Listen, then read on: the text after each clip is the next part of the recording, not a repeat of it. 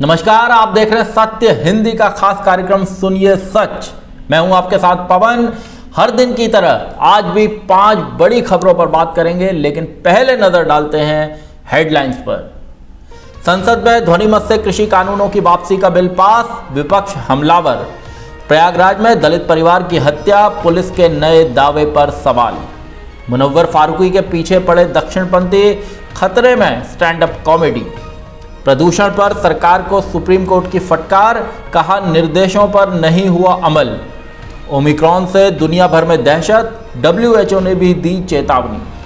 अब बात करते हैं विस्तार से। सबसे पहले पहली बड़ी खबर पर बात करेंगे, जो है कि कृषि कानूनों को वापस करने का बिल संसद के दोनों सदनों से पास हो गया। आप जानते हैं कि इन कृषि कानूनों को लेकर देश भर में खासा आंदोलन चला। किसानों से लेकर विपक्ष तक इन कृषि कानूनों के खिलाफ सरकार को लगातार घेरता रहा और अंत में जब 5 राज्यों के विधानसभा चुनाव नजदीक आने लगे तो यह कहा जाता है कि सरकार को दबाव में आकर बैकफुट पर आते हुए इन कृषि कानूनों को वापस लेने की घोषणा करनी पड़ी। और आज सरकार ने लोकसभा और राज्यसभा में इन कृषि कानूनों को वापस करने से संबंधित बिल को सदन में रखा, जो ध्वनि मत से पास हो गया।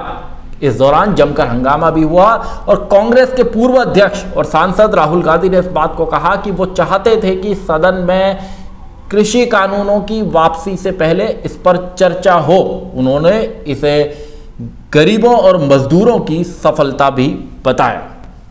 अब बढ़ते हैं दूसरी खबर की ओर, जो प्रयागराज से जुड़ी है। प्रयागराज में बीते दिनों एक दलित परिवार के 4 लोगों की हत्या हुई थी और इसके बाद वहां की पुलिस।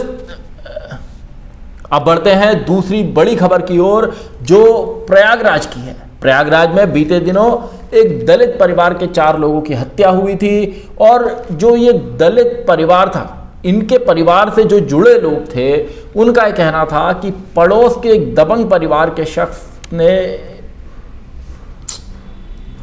नमस्कार, अब बढ़ते हैं दूसरी बड़ी खबर की ओर, जो प्रयागराज से जुड़ी है।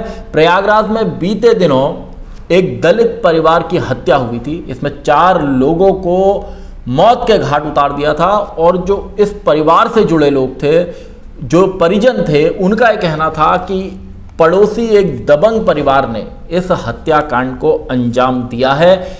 इसके बाद इस मामले में कई लोगों को नामजद किया गया था, कई लोगों की गिरफ्तारी हुई थी। खासा सियासी बवाल इस मसले पर हुआ था और कांग्रेस की महासचिव प्रियंका गांधी वाड्रा खुद पहुंची थी प्रयागराज इस पीड़ित परिवार के पास। फाफामऊ थाना क्षेत्र की ये घटना है, लेकिन अब इसमें पुलिस ने एक नई बात सामने रखी है। पुलिस का ये कहना है कि पवन सरोज नाम का एक शख्स था, वो इस परिवार में जो एक लड़की थी, जो मृतका जिसकी हत्या हुई है, उसको मैसेज भेजकर परेशान किया करता था और लड़की उसके मैसेज या उसकी बातों को सिरे से खारिज कर रही थी, इनकार कर रही थी उससे बातचीत करने से। इसके बाद उसने अपने कुछ साथियों के साथ मिलकर इस वारदात को, इस हत्याकांड को अंजाम दिया है। जबकि जो ये पीड़ित परिवार था, जिस परिवार को मौत के घाट उतारा गया, उससे जुड़े जो लोग हैं, यानी कि जो परिजन हैं, उनका ये कहना है कि ये जमीन को लेकर एक विवाद हुआ था, एक लड़ाई हुई थी और उसके बाद जो ये पीड़ित परिवार के मुखिया थे, वो लगातार पुलिस के पास गए थे। उन्होंने इस बात को कहा था कि उनको लगातार परेशान किया जा रहा है, लेकिन पुलिस उनकी बात को नहीं सुन रही थी। बताया ये भी गया है कि जब वो पुलिस के पास जाते थे तो उनको अपमानित भी किया जाता था और पुलिस एक्शन लेने के बजाय अभियुक्तों के खिलाफ, जिनसे इस पीड़ित परिवार की लड़ाई थी, उन पर कार्रवाई करने के बजाय इस परिवार को परेशान करती थी।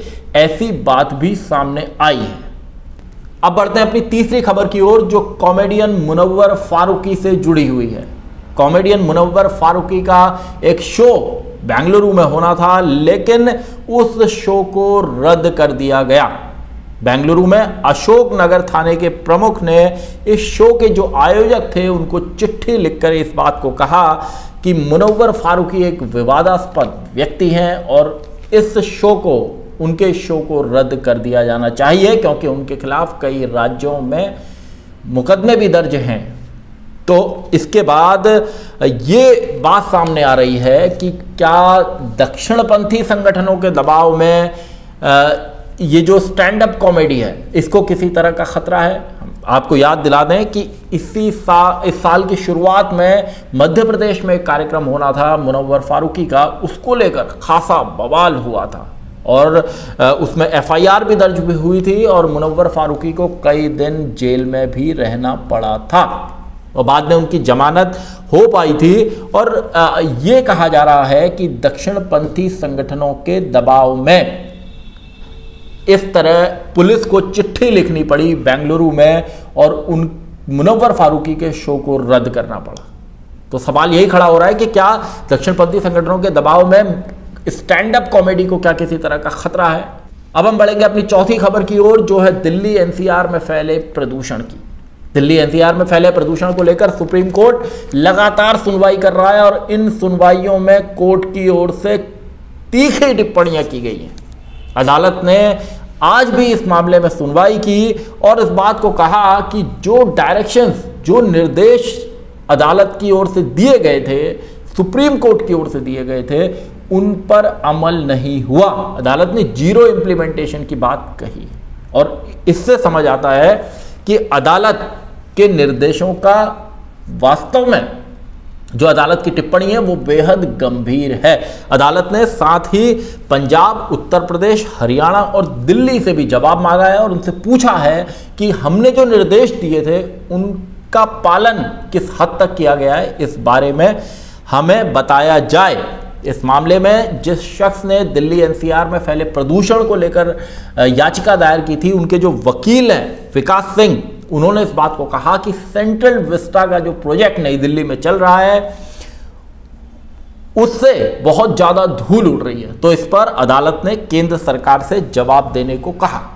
सुप्रीम कोर्ट लगातार जब से दिल्ली एनसीआर में जो पोल्यूशन है उसको लेकर जब से सुनवाई कर रहा है तब से तीखी टिप्पणियां कर चुका है। अदालत ने यह भी कहा था कि जो लोग 5-7 सितारा होटल्स में सोते हैं वो प्रदूषण के लिए किसानों को दोषी ठहरा रहे हैं। और पिछली सुनवाई में अदालत ने पूछा था कि आखिर अफसर क्या कर रहे हैं, वो खेतों में किसानों के पास क्यों नहीं जाते और ये जो पराली जलाने का मामला है इसका स्थायी हल क्यों नहीं खोजते। आपको बता दें कि प्रदूषण की मार इतनी जबरदस्त थी कि दिल्ली एनसीआर में कॉलेजों को भी बंद करना पड़ा था। हालांकि आज से स्कूल कॉलेज एक बार फिर से खुले हैं, लेकिन जो प्रदूषण की चादर है वो अभी भी काफी ज्यादा है। अब बढ़ते हैं अपनी 5वीं खबर की ओर, जो ओमिक्रॉन वेरिएंट से जुड़ी हुई है। कोरोना के इस वेरिएंट ने दुनिया भर में लोगों की चिंता बढ़ा दी है।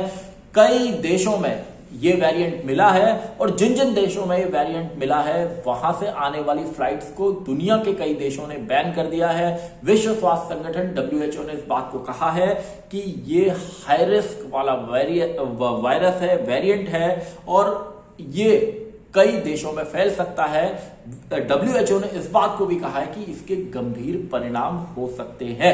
हम देख रहे हैं कि भारत में भी केंद्र सरकार ने, प्रधानमंत्री नरेंद्र मोदी ने तमाम आला अफसरों के साथ बैठक की है और कई तरह के सुझाव और निर्देश दिए हैं। आज महाराष्ट्र में भी कैबिनेट मंत्री उद्धव ठाकरे ने तमाम आला अफसरों के साथ बैठक की और जो आगे जिस तरह के हालात बन सकते हैं उसको लेकर चर्चा की है।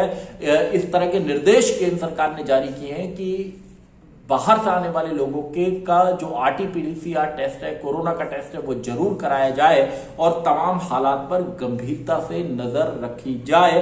और यहां पर एक बात जो बहुत अहम है उस पर ध्यान देने की जरूरत है कि जो चुनावी राज्य हैं जहां चुनाव होने हैं, अगर वहां आप चुनाव प्रचार देखेंगे तमाम राजनीतिक दलों का या बाजारों में देखेंगे भीड़ को, तो ऐसा नहीं लगता कि लोगों को कोरोना को लेकर किसी तरह का खौफ या दहशत उनके मन में है। और भारत में कुछ महीने पहले ही हमने जो दूसरी लहर, एक खतरनाक दूसरी लहर देखी उसके लिए जो जिम्मेदार वेरिएंट था वो डेल्टा वेरिएंट था, जबकि इस बार जो वेरिएंट मिला है ओमिक्रॉन वेरिएंट, इसको लेकर कहा जा रहा है कि ये डेल्टा से कहीं ज्यादा खतरनाक हो सकता है। तो ऐसे में बहुत सावधान, बहुत सतर्क रहने की जरूरत है। कोविड प्रोटोकॉल का सख्ती से पालन कराए जाने की भी और करने की भी जरूरत है, क्योंकि जो ओमिक्रॉन है इसको लेकर दहशत बहुत ज्यादा है दुनिया भर में, और ये वेरिएंट भारत तक ना पहुंचे इसके लिए सरकार को भी तमाम जरूरी और सख्त कदम उठाने की दरकार है। सत्य हिंदी के खास कार्यक्रम सुनिए सच में आज इतना ही, और तमाम बड़ी खबरों के साथ फिर मुलाकात होगी इसी कार्यक्रम में। धन्यवाद। सत्य हिंदी का ऐप डाउनलोड करें गूगल प्ले स्टोर पर।